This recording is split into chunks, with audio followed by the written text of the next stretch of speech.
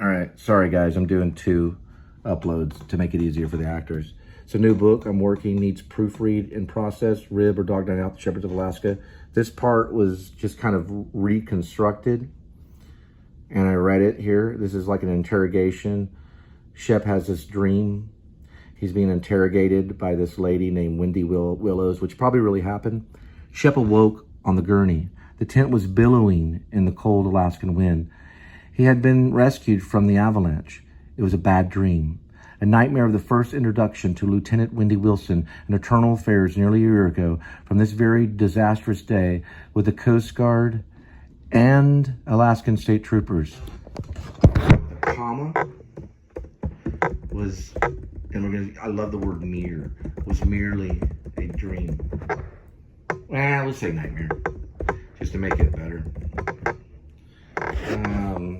So he wakes up that way.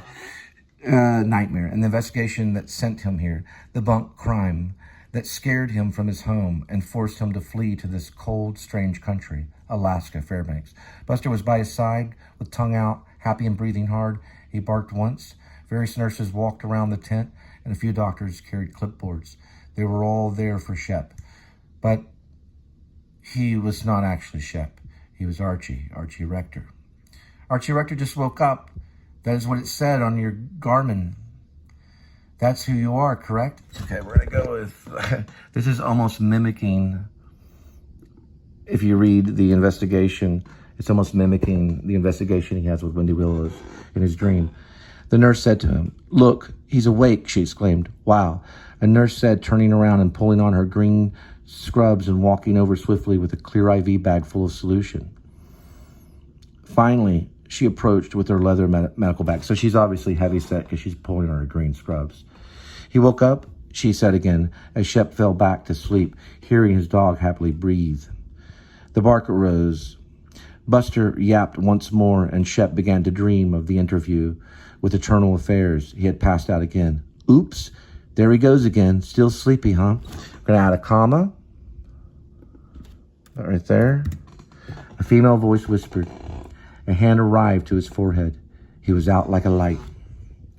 And we're going to add the word again, because he had already woke up.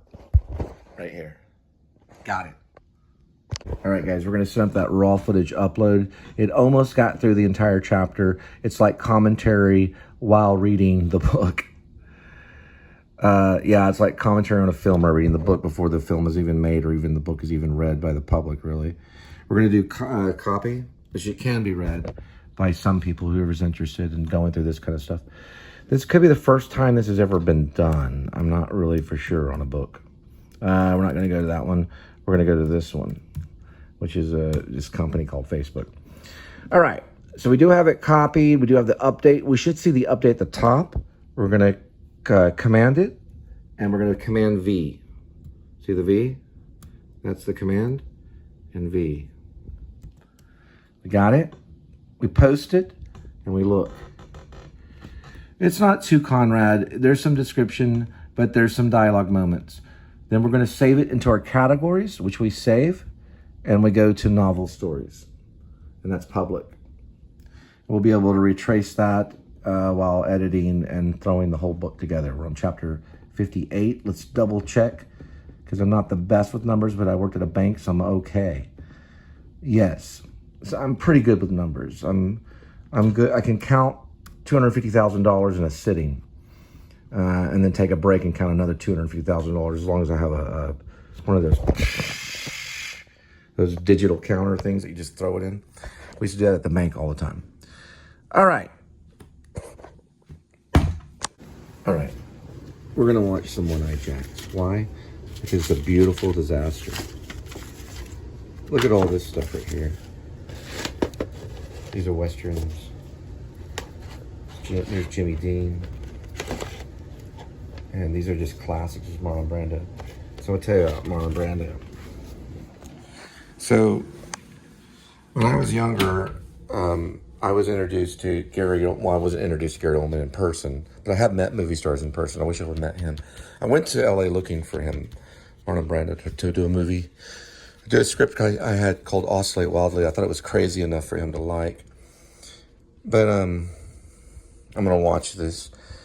When I first saw Dracula and The Professional, I was probably introduced to the screen to Gary Oldman, like Gary Oldman was introduced to Malcolm McDowell.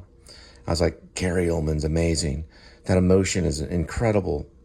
Then when I studied mime, my mime director, Johnny Simons, told me, you got to watch this guy, Marlon Brando.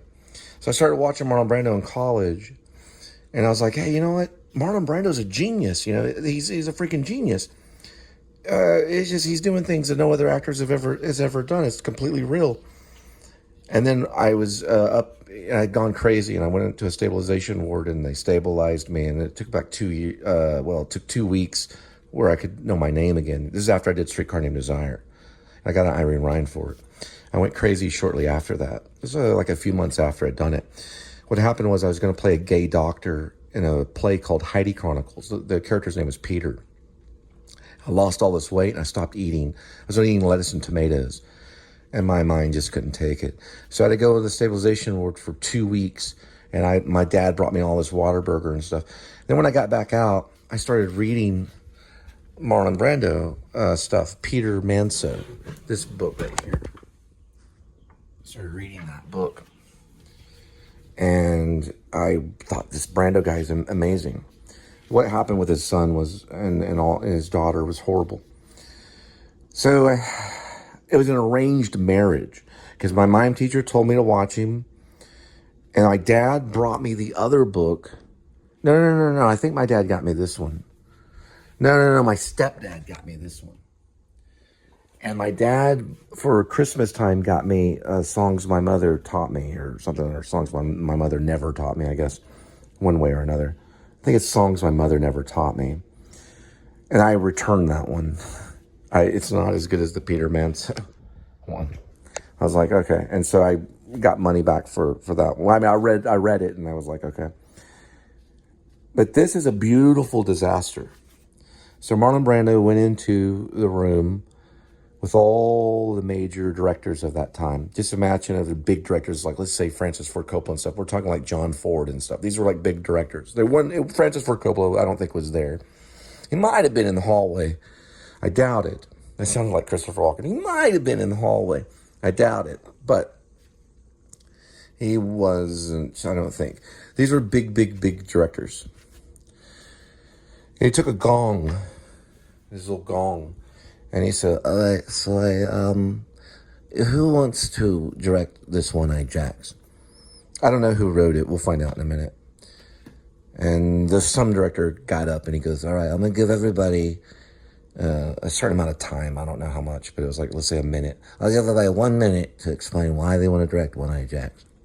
So this director, stood up and started speaking. And then all of a sudden, Brando grabs this little thing, and probably right before he's done, bam, hits the gong. And then that director sits down. All right, you want to stand up and talk? So the director got up and started, and then bam, hits the gong again. And then another director gets up and goes, this is the reason why I want to direct One-Eyed Jacks and blah, blah. And bam, he hits the gong again.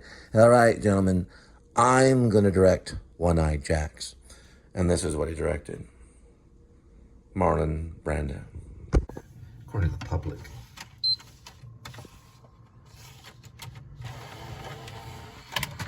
And boy, is it sadomasochism and gay as crap. But we're going to watch some of it anyway and see why he did this stuff. This is my play. I go to here. It only works at an angle. I go to here. There we go. It receives all the information through here. For the remote. I go to here. By the way, Billy Zane's about to release a movie, or already has, called Waltzing with Brando. It's about Brando and Tahiti, and I hope Billy Zane wins an Oscar for it, for the love of God. I hope it doesn't go to Timothy Chalamet for Bob Dylan. We hope that it goes to Billy Zane, because it is a very good performance. I haven't seen it yet, but we're going to watch Marlon Brando.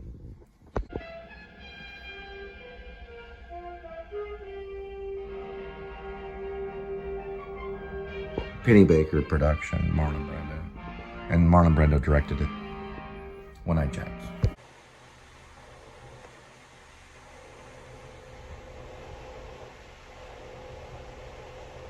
Boy, he was quite the Roman. Look at the red. A true Protestant. Look at that, it's like a painting. Everything was like a painting with him. Look at that. It's Ben Johnson, he plays Bob Emery. His name is Ben Johnson, he plays Bob Emery. This is One-Eyed Jacks, directed by Marlon Brando, and that's Ben Johnson, the actor. He's about as good as Brando. That's Marlon Brando who directed it. And he plays, you guessed it. Who does he play?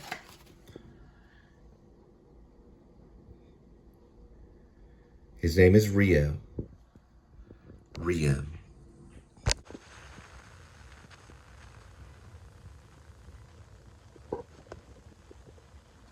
That's Carl Malden. He was in Streetcar Named Desire.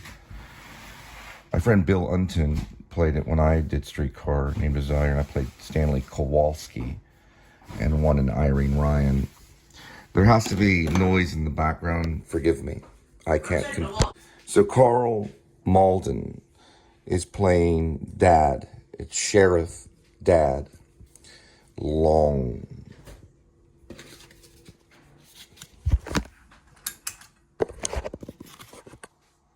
I can hear you, buddy. Longworth. So it's Dad Longworth, the Sheriff Dad Longworth. And he was a bandit. He was a criminal. If you watch the beginning of this film, he was a criminal with Rio. He's played by Marlon Brando. Marlon Brando comes back to talk to him. So if we look at this, and we wait, there's Brando. These are V shots. I don't like V shots. I like to stay away from V shots. V shots take time to get information. They're popular on television, and this could have easily been a television movie. But it's a masterpiece. One-Eyed Jacks is a cinematic masterpiece, but it could have easily been a television movie because of how the music was used. Brando must have watched Westerns when he was younger on television. So that's what he was inspired by, and that's what he went by. That's Rio. He's still a bandit. So when he comes back 5 years after the banditos get him, and I believe Mexico, he's imprisoned in a Mexican prison. He leaves, and he comes back to talk to Dad Longworth, who becomes a sheriff. Now think of Quentin Tarantino's Django Unchained. Those officers, or those police officers, or those sheriffs that were in those towns were criminals. So when the character next to Django, the German, played by Christoph Waltz, goes into town to have the beer with Django, they sit down, and Django is kind of cornered in there because the sheriff is like, what are you doing with that N-word, right?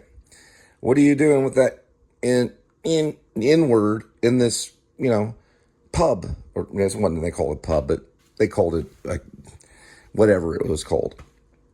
And he goes, and he mouths off to him, insults him, so he leaves to go basically kill him. So the German goes out, pulls out this little gun, very taxi driver style, and shoots the sheriff through the heart. And then he pulls out this deed and shows it to the town members, saying that this man is wanted dead or alive. So he didn't become a sheriff. He didn't have time to. But if we rewind it right here, and we can kind of do it. There we go. We can just fast forward it right there, or just go forward. His partner, Dad Longworth, became a sheriff over the 5-year period that Brando's character, Rio, spent in prison. And he comes back to talk with him. They have a tequila together, probably somewhere near the border of Mexico. But this is an American sheriff. So it all happened probably somewhere around the border. Just guessing.